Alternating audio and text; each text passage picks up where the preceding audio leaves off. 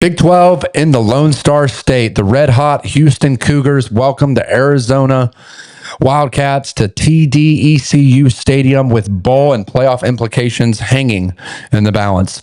I'm Nathan Johnson alongside Brad Hopkins. It's time to break the huddle. Brad, this is a big game for both of these Big 12 teams. We watched Arizona in a heartbreaking loss in double overtime to BYU. You picked Arizona. I thought y'all had it. You and Rooster both picked Arizona.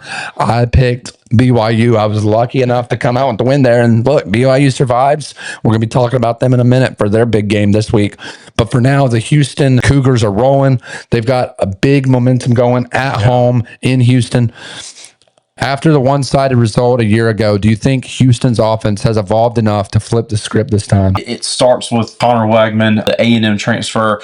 I think this is one of those cases where he needed a new environment. He needed a new place, and Houston has been that for him. You know, he's a Texas boy. He had so many big expectations coming into College Station, and we saw some really good glimpses of him at A&M, but he never quite lived up to the billing, and I think he's been really, really solid for the Cougars this year. I'm a huge fan of Willie Fritz. You can just tell when you watch Houston, he has completely turned that culture around. You know, Dana Holgorsen did a good job, but they were struggling, and Willie Fritz has come there and completely flipped that culture. Nate, one final point. Houston went out. They made an offensive coordinator change. They get Slade Nagel back, who had been with Fritz at Tulane before, and he's done wonders for that offense. I'm a huge fan of what the Cougars are doing. They're in a great recruiting hotbed. Once again, I love Coach Fritz. Houston's on the rise. This is going to be a fun one. We talked about Big 12's wide open. I don't think either one of these teams are a Big 12 championship contender. But look, the way the season's going, possible playoff implications here. I'm not trying to get too crazy, but for sure. I mean, this is a big game. Yeah, you know, I can't think of a better fan base that's had to ride the roller coaster of emotions of a program other than Houston. You think of the days with Tom Herman, and they were just at the hilltop, and then Holgorsen comes in and they dip. And then Willie Fritz comes in and they're back up, heading towards the top. This is, I mean, I got to give credit to the fans of Houston. They have stuck it out with this team, and they have done a phenomenal job of trusting that coaching staff, trusting the city, and trusting the area to be able to recruit good talent in there that's maybe a little underrated compared to the talent that's going to go to the Texases and Oklahomas and the A&Ms. They've stuck it out, and I got to give them credit. Yes. So shout out Willie Fritz as well. He's done a phenomenal job getting that program back where it should be, rightfully deserved for those fans. Houston enters this game 2.5-point favorite at home. It's going to be a 12 p.m. Eastern time kickoff on Fox Sports 1. Let's talk about Houston's momentum. Coming off of a 39-17 beatdown at Oklahoma State. The best thing in that game, other than Houston's win, was watching those guys in that upper section take their shirts off and twirl them around. I know if I had been there, I know I would have been up there with those guys, because that's what college football is all about, man. It's all about those fun storylines that you're not going to see at any other pro or whatever events. You don't get that kind of atmosphere like you do in college. Those are the little things that make college football so great. And it all started with, I don't know if you read the story, it all started with a $10 bet from that guy's sister to say, hey, I'll bet you $10 to go up there and take your shirt off, twirl it around. Next thing you know, it's a viral sensation on the internet. College football. Gotta love college football. But for this game, Connor Weigman, you mentioned it, 306 yards, 2 touchdowns, completing 70% of his passes, plus a rushing touchdown. Dean Connors, one of the most underrated running backs in all of college football, in my opinion. He's got the ability to take the top end off and really hit the gap, and he's gone. 83 yards rushing, plus a receiving score as well. He's got good hands.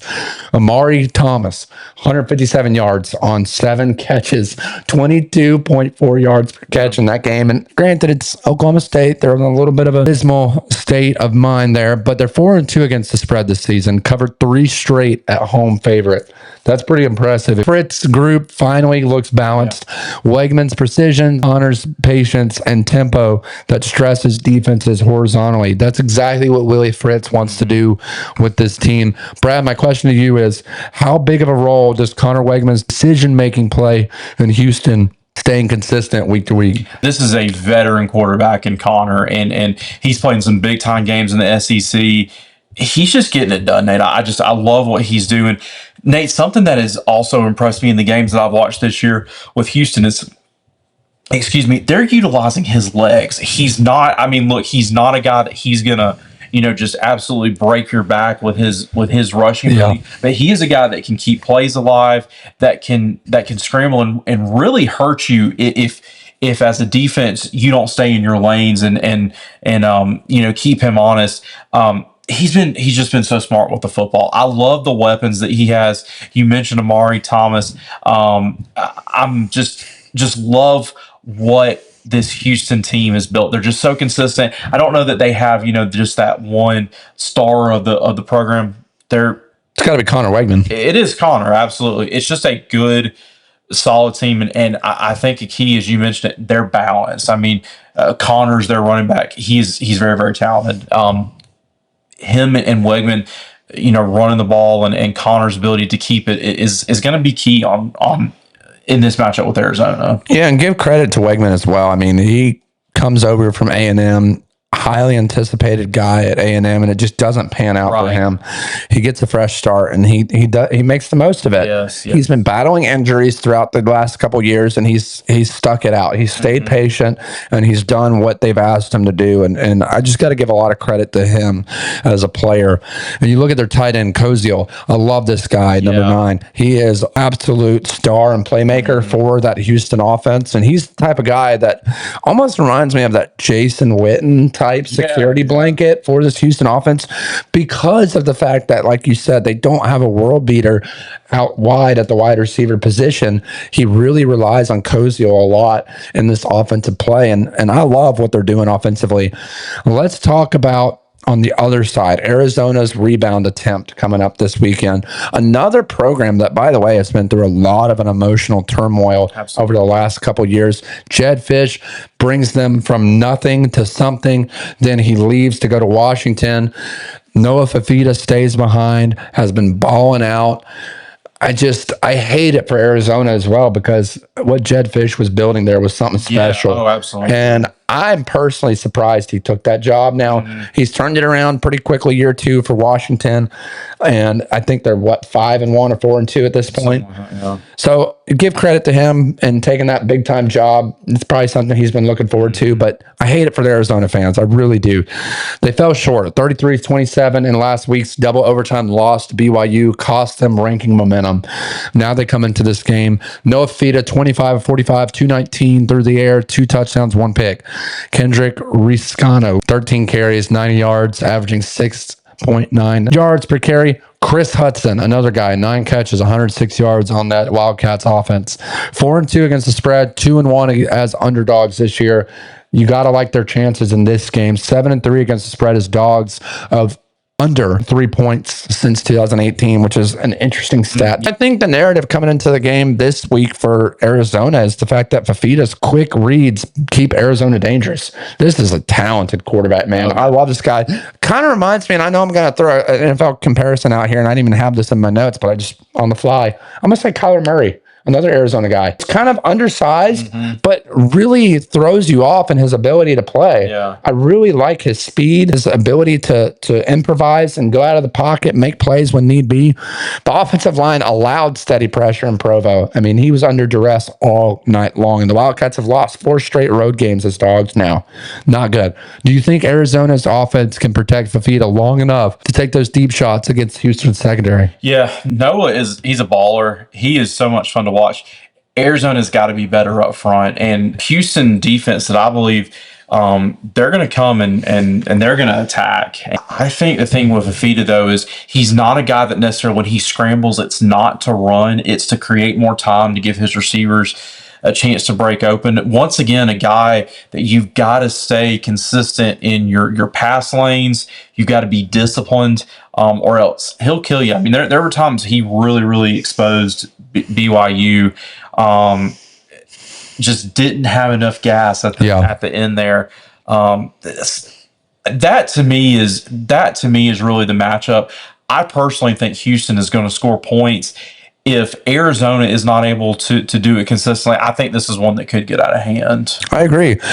And we can't act like Arizona doesn't have the guys up front. They do. I mean, we look at this depth chart right here, and they've got what, 1, 2, 3, 4 guys out of their 5 starting line that are in the top 100 at their respective position. So we can't sit here and act like Arizona just has the worst offensive line in the country. They have really good guys up front. They've got Buchanan, they've got May, they got DeCambra, they've got Deuce, they've got Bounce. They've got guys up front that can protect this guy. What surprised me is their inability to have the guys out wide to get the ball to. Yeah, and that's a good point. You're missing, obviously, Tet McMillan, who was lighting it up in the NFL. He is. I mean, he's on my fantasy team, so he's doing. But he was number 7 or number 8, and that's a guy that when we saw it. I mean, we saw it under Jed Fish and saw it last year. Yeah, it was a down year when Noah, got in trouble or he needed to throw it out to Tet, and Hudson is very, very quality. I was impressed with him Saturday night, but you make a good point. They're missing their All-American, and they knew they were not going to replace him, but they need some other guys outside of Hudson to step up and be a safety net for Noah Fifita. Yeah, right now as you look at the matchup X factors for this game, Houston third down efficiency greater than 45% keeps drives alive. Arizona on the other side, explosive plays down the field could break the momentum on the road. Weather, clear and humid, mid-80s. I don't think it's going to be a problem for either of these teams. Home field advantage matters. Watch for Dean Connors versus Arizona linebacker Jacob Manu. This is a great matchup to look out for on Saturday afternoon in space. My question to you, what single matchup or player do you think swings this game one way or the other, Brad? I think it's the Arizona offensive line. If they give Fifita enough time, he's surgical. He can pick you apart. If they give him enough time, we're going to be in a shootout. If it's a struggle for them Saturday night, once again, I think Houston takes this game easily. Yeah, it's one of those things where I like your thought process on that, because if Houston's able to rush 4 and get to Fifita and contain him, and then the rest of the defense can sit back and zone cover, it's going to be such a long night for this Arizona offense. They held their own against BYU, who's got a very good defense and a very good offense too at that. So I don't think it's just going to be like one-sided game. But there is a lot of interesting matchups coming into this game. I think obviously Houston wins the battle out on the edge with their defensive secondary. They've got the edge. They've got McCutcheon Sr., they've got James, they've got Stampley. They've got guys that can cover one-on-one if need be, dial up those exotic blitzes up front to make Fifita think twice about where he's throwing the ball. You get him off center, you get him off edge, he's not going to be able to throw the ball efficiently. Yeah. That's the big problem for Arizona on Saturday. Let's turn over to predictions. Brad, this is a 2.5 point spread for Houston. They have the home field advantage. It's not necessarily the biggest stadium in the world, but those fans are going to be loud. Absolutely. They're going to be electric. They're going to be excited. This is a big Big 12 matchup for the Houston Cougars. Big game for both of these teams, really. This is the make or break it game for both of these teams. Yeah. In my opinion, this game determines how the rest of the season goes. Now, granted, both teams could come out with a great year, but this is a big momentum game. Brad, I'll turn it over to you. Who are you going to take, Arizona or Houston in this Saturday afternoon matchup in Houston, Texas? And I'm going to take the Cougars in this one. I think Connor Weigman has a good game. I think Houston's got a few too many playmakers, and I think at some point you're going to see the Arizona offensive line struggle to protect Noah. Once again, it comes down to I love what Willie Fritz is doing. I just think he's got something special cooking there in Houston, Texas. So give me the Cougars. Yeah, I'm going to keep this short and sweet as well. Give me the Houston Cougars. I love what Arizona's doing. Noah Fifita, still one of my favorite quarterbacks in all of college football. But this Houston defense is going to be coming after him, and it's not going to be pretty. I mean, it's just, it's going to be one of those nights. Now, Connor Weigman's got to prove himself too. Right. This is a big night. This is a big weekend for Connor Weigman as well, because this is going to show if Houston can compete in the Big 12 later on in the season. Connor Weigman's really got to prove it to me, but I just think in the end, Houston's just got the better coaching staff. They've got the better players up front. And I think when you look at those two things alone in college football, you got to give the edge to Houston. So give me Houston to win in a close one. I'm going to take them 27-23. Cougars extend the home cover streak to 4 straight for me. Let us know down in the comments what you think about this game. And be sure to hit that subscribe button to help us reach 1,000 subs. We're over halfway there. We're almost 700. We really appreciate all the support. We'll see you on Friday night for Break the Huddle After Dark. It's time to break the huddle.